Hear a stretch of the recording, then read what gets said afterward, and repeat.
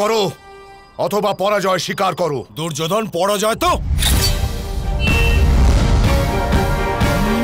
শান্ত হও।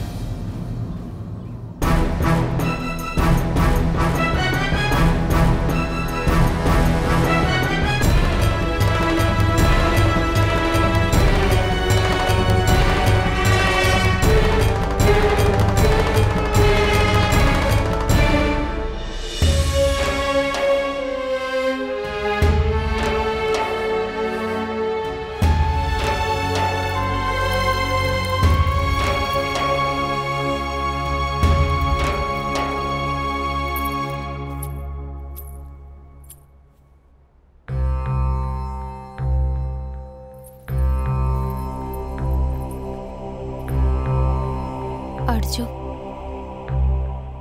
কাল সকল রাজকুমার হস্তিনাপুরে পৌঁছে যাবে। উৎসবের আয়োজন করতে হবে তো।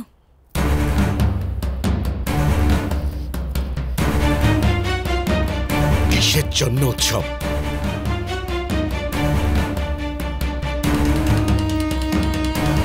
উৎসব তো কেবল বিজয়ের হয় গান্ধারী, পরাজয় নয়।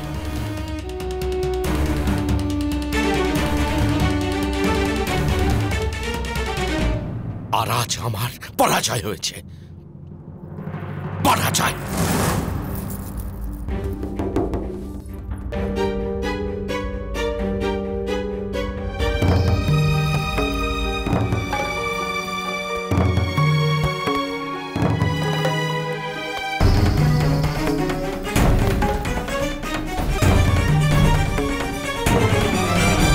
কিন্তু হস্তিনাপুরের রাজকুমার বিজয়ী হয়ে ফিরছে আর্য।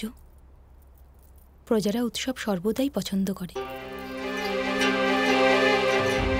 কিন্তু যখন আমার পুত্র রাজ্যে ফিরে আসবে, তখন হস্তিনাপুরের পথে পথে দাঁড়ে দাঁড়ে উৎসব অনুষ্ঠান দেখে তার হৃদয়ের পরিস্থিতি কি হবে গান্ধারী?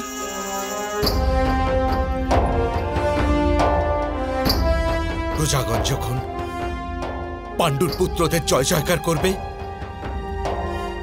তখন তা শুনে আমার দুর্যোধন কি করে সহ্য করবে?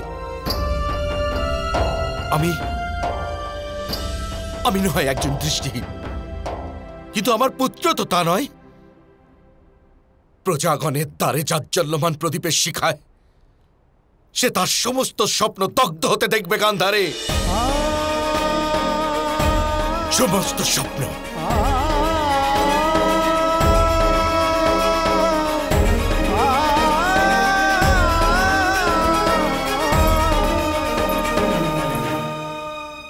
দর্পণে যে প্রতিবিম্ব দেখা যায় তা যদি অপ্রিয় হয়, তবে তাতে দর্পণের কোনো দোষ নেই, নিজের অবয়বেরই দোষ। প্রজা দর্পণেরই মতন হয়। প্রজারা যে আবেগ প্রকাশ করে তাই সত্য হয়। দুর্যোধনের আর আমাদের সত্য এটাই যে যুবরাজের পদে যুধিষ্ঠিরেরই অধিকার।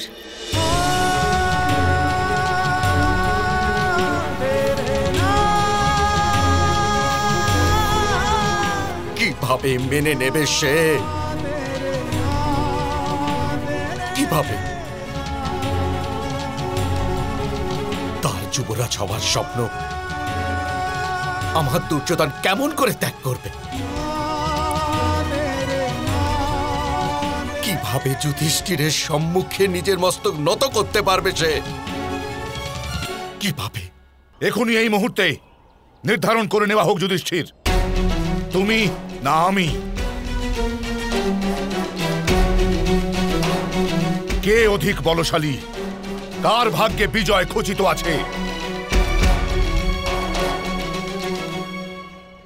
তোমার সঙ্গে দ্বন্দ্ব করাটাই আমার পরাজয় দুর্যোধন। কুরুবংশের রাজকুমারদের মধ্যে এমন দ্বন্দ্ব হওয়া যথার্থ নয়। দুটি কাষ্ঠে ঘর্ষণ হলে তার স্ফুলিঙ্গ দিয়ে উনুন জ্বলে, আর সমস্ত কাষ্ঠ ভস্ম হয়ে যায়। প্রবচন নয়, আমার পরিণামের প্রয়োজন এখন।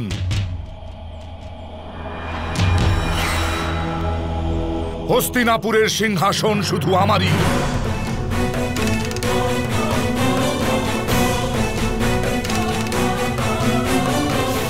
হয় তুমি এখনই পণ করো যে তুমি হস্তিনাপুরের সিংহাসন ত্যাগ করছো,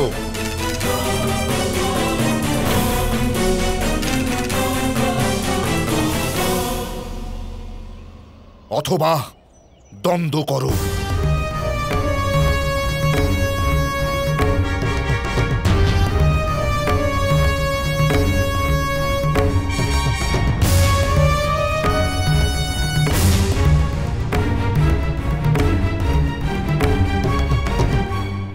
আমি পণ করছি।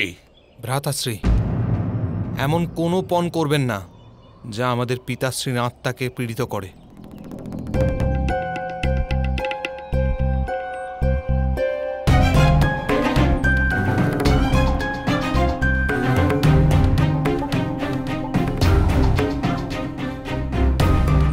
আমি এই পণ করছি দুর্যোধন। মহারাজ ধৃতরাষ্ট্র যা নির্ণয় করবেন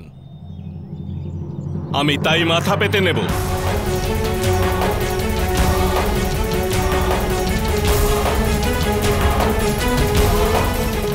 এর চেয়ে অধিক কোনো পণ নেওয়া কুরু রাষ্ট্রের প্রজাদের সঙ্গে বিশ্বাসঘাতকতা হবে।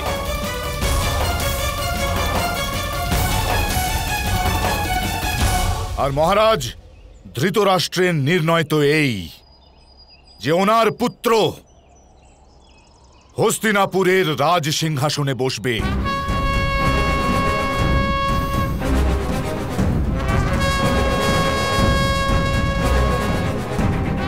আর সেটাই হতে চলেছে।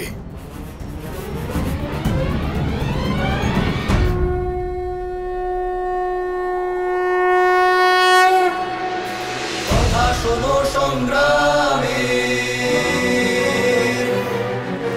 বিশ্বের কল্যাণে, ধর্ম ধর্ম অনাদি অনন্ত, সত্য অসত্য কলুষ কলঙ্ক, কথা শোনো স্বার্থের পরমার্থে।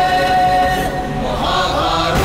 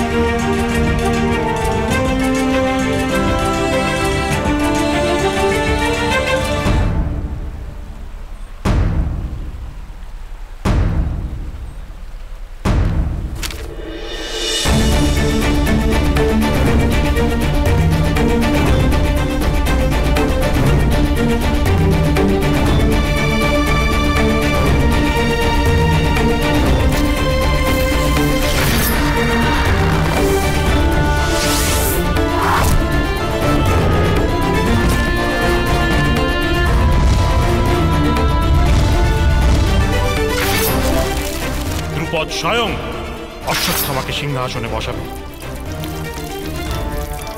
দ্রুপদ স্বয়ং আমার পুত্র অশ্বত্থামার রাজ্যাভিষেক করবে। আমি এই বিজিত রাজ্যে অর্ধেক অংশ তোমাকে ফিরিয়ে দিলাম। এমনিতেও তোমার কোনো পুত্র নেই।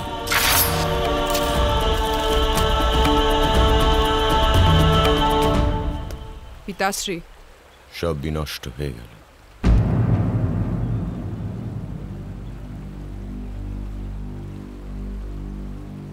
যেমন বনে আগুন লাগলে শত বৎসর পুরাতন বনস্পতিও বিনষ্ট হয়ে যায়, তেমনি সহস্র বৎসর পুরাতন সাম্রাজ্য দেবতাদেরও লজ্জিত করে দিতে পারে এমন কীর্তি, পূর্বপুরুষদের পরাক্রম সব বিনষ্ট হয়ে গেল। সব বিনষ্ট হয়ে গেল। মহাভারত